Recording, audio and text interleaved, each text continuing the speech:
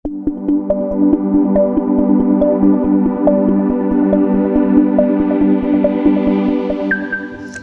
Everyone, welcome to my channel easy speaking guys. आज का हमारा टॉपिक है parts of speech. Parts of speech को हिंदी में कहते हैं शब्द भेद। तो गाइस, अगर आप अच्छी इंग्लिश बोलना चाहते हैं, अगर आप प्रॉपर ग्रामर सीखना चाहते हैं या आप एक स्टूडेंट हैं, तो ये वीडियो आपके लिए बहुत ज़्यादा इम्पॉर्टेंट है। इतना इम्पॉर्टेंट है जितना कि आप इमेजिन भी नहीं कर सकते, क्योंकि पार्ट्स ऑफ स्पीच को इंग्लिश ग्रामर का बैकबोन कहा जाता है। पार्ट्स ऑफ स्पीच क्या होती है? एक सेंटेंस होता है इंग्लिश में और हर एक सेंटेंस में बहुत सारे वर्ड्स होते हैं और हर एक वर्ड्स को उसके काम के अनुसार उसका नाम दिया जाता है, जिसे पार्ट्स ऑफ स्पीच कहा जाता है। तो गाइस, यह वीडियो पूरी लास्ट तक ज़रूर देखना, ठीक है। अब बात करते हैं कि पार्ट्स ऑफ स्पीच किसे कहते हैं, ठीक है। अंग्रेजी भाषा में शब्दों को रूप, फॉर्म्स, बनावट, स्ट्रक्चर और प्रयोग के आधार पर 8 भागों में विभाजित किया जाता है। इसी को पार्ट्स ऑफ स्पीच कहते हैं। अब बात करते हैं ये कितनी होती हैं, ठीक है। तो पार्ट्स ऑफ स्पीच 8 होती हैं। पहली होती है हमारी नाउन मतलब संज्ञा, फिर होती है हमारी प्रोनाउन मतलब सर्वनाम, फिर होती है एडजेक्टिव, एडजेक्टिव मतलब होता है विशेषण, वर्ब होती है क्रिया, एडवर्ब होती है क्रिया विशेषण, प्रीपोजिशन होती है हमारी संबंधवाचक, अव्यय और कंजक्शन संयोजक, और इंटरजेक्शन होती है विषमयादि बोधक। ये 8 टाइप की होती हैं। ये 80% इंग्लिश को कवर करती हैं। तो गाइस, अब इनको डिटेल्स में जानते हैं। तो गाइस देखिए, जानते हैं नाउन। नाउन क्या होती है, यानी संज्ञा क्या होती है। तो नाउन की डेफिनेशन होती है the noun is the name of person, place और थिंग, ठीक है। तो इसकी हिंदी में परिभाषा हो जाती है किसी प्राणी मतलब व्यक्ति, स्थान या वस्तु के नाम को संज्ञा कहते हैं, ठीक है। जैसे राम, पेन, आगरा, ठीक है। अब देखिए, राम एक प्राणी हो गया, एक व्यक्ति हो गया, और स्थान हमारे क्या आगरा हो गया। ऐसे जो भी कोई भी स्थान, जैसे आगरा, दिल्ली, लखनऊ, जो भी हो, ठीक है। और वस्तु हमारी हो गई पेन। अब सेंटेंस में इसका यूज़ होता है, तो इसे पहचाने कैसे, कौन सी नाउन। देखिए, जैसे एक सेंटेंस मैंने यहाँ पे दिया है, this is a pen. Pen, तो यहाँ पे जो हमारा पेन है ये हमारी नाउन है, ठीक है। ऐसे दूसरा सेंटेंस देखते हैं, Rahul is a good boy.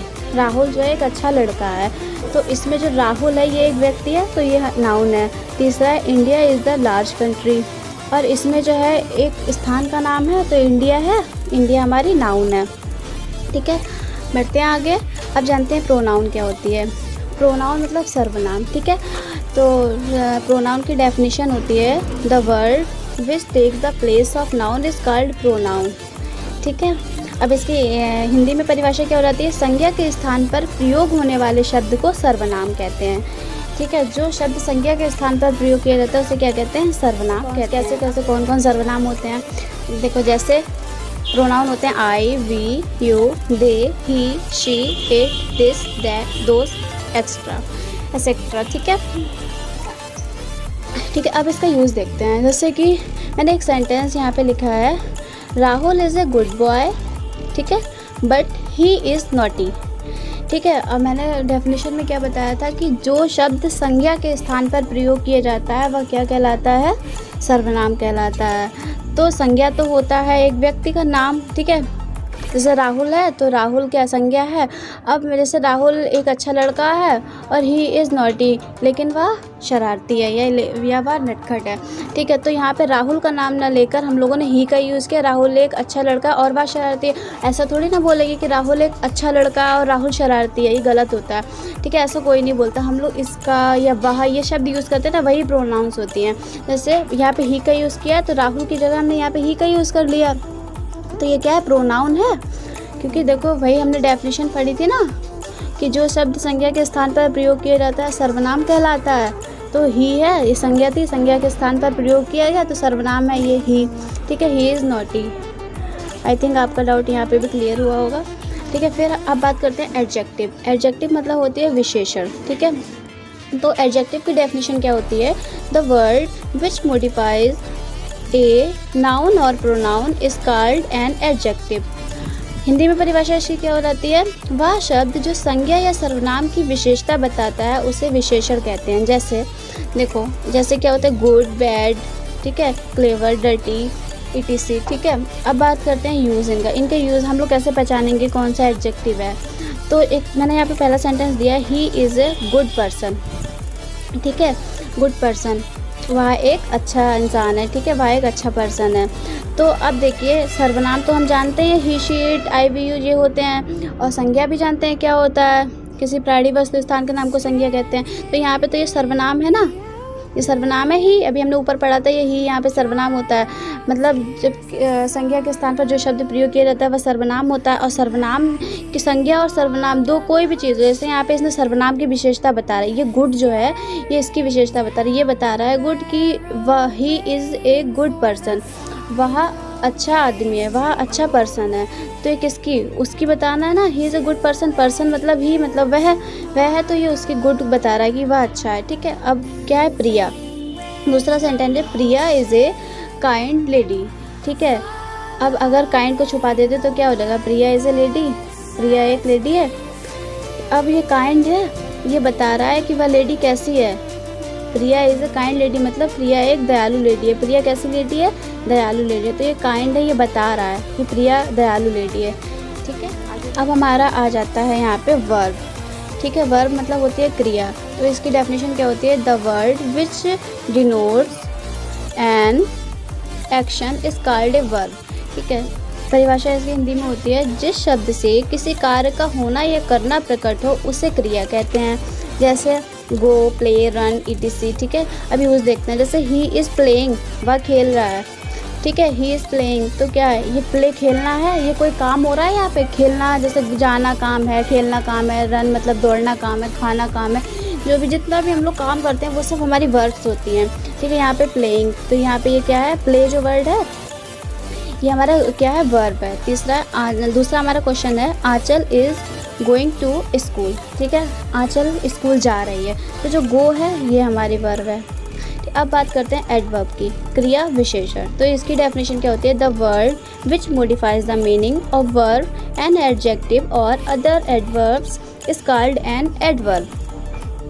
ठीक है, जो शब्द किसी क्रिया विशेषण या अन्य क्रिया विशेषण के संबंध में अधिक जानकारी देता है, जैसे या जो शब्द अन्य अधिक जानकारी देता है उसे क्या कहते हैं, क्रिया विशेषण कहते हैं। जो शब्द जैसे क्रिया के बारे में अधिक जानकारी दे रहा हो, या तो क्रिया विशेषण के बारे में अधिक जानकारी दे रहा है, या तो अन्य किसी विशेषण के बारे में, अन्य किसी एडजेक्टिव के बारे में अधिक मतलब एडिशनल जानकारी दे रहा हो, तो उसे क्या कहते हैं हम लोग, क्रिया विशेषण कहते हैं। जैसे देखो एग्जांपल देखेंगे तो क्लियर हो जाएगा, जैसे एक्सट्रीमली, फास्ट और स्लोली, ये इस टाइप के जो वर्ड्स होते हैं ये जो अधिक जानकारी देते हैं। ठीक है। अब जैसे हमारा एक है यहाँ पे sentence, he is extremely beautiful.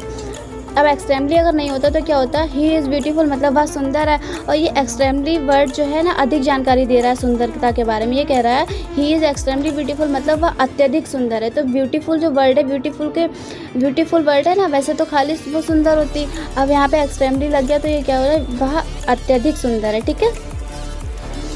दूसरा हमारा है, शी इज़ वर्किंग स्लोली। ठीक है, तो यहाँ पे अब क्या है, शी इज़ स्लोली, वह धीरे, शी इज़ वॉक स्लोली अगर होता तो क्या, वह धीरे चलती है। ठीक है।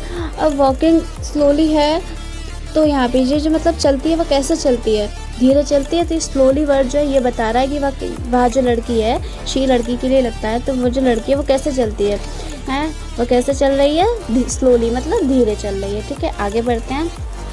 अब होता है प्रीपोजिशन, संबंध बोधक अवयव। इसकी डेफिनेशन होती है, a preposition shows the relationship between a noun a pronoun some other words in the rest of the sentence. Hindi में इसकी परिभाषा हो जाती है, संज्ञा या सर्वनाम से पहले प्रयोग होने वाला शब्द जो बताता है कि दूसरे शब्दों से उसका क्या संबंध है, उसे संबंधवाचक कहते हैं। ठीक है, संबंध बोधक अवयव या संबंधवाचक कहते हैं। जैसे to, under, on, from, in, of, it, with, etc. ठीक है, यूज देखते हैं, जैसे Rahul is go to Agra. ठीक है,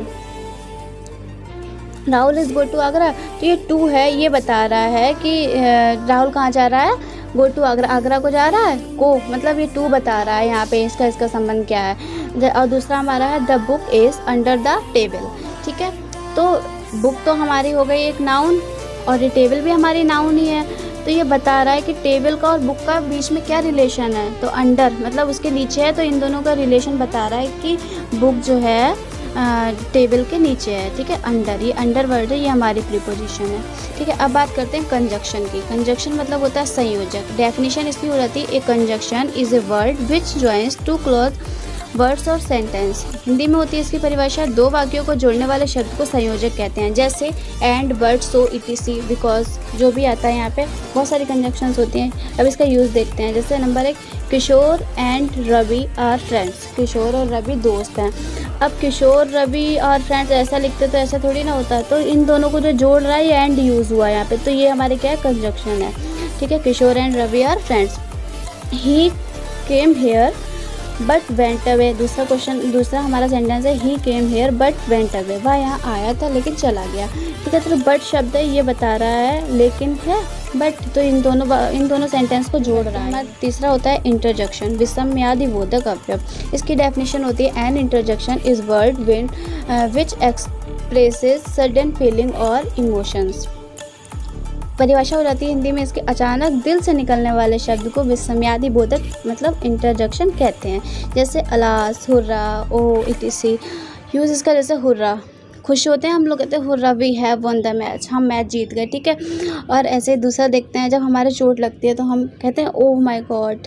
अचानक दिल से तो निकलता है, हमें क्या पता होता है कि हम यहाँ पे क्या बोलते हैं, ठीक है। समझ में आया होगा आपको यहाँ, तो ओ माय गॉड, ठीक है। इसको शॉर्ट में बोलते हैं OMG, बहुत से लोग ऐसे बोलते हैं, ठीक है गाइस। तो आपको अगर हमारी वीडियो यहाँ तक की अच्छी लगी हो तो हमारी वीडियो को लाइक करें, शेयर करें, कमेंट करें और बेल आइकन दबाकर हमारे चैनल को सब्सक्राइब करना बिल्कुल भी ना भूलें।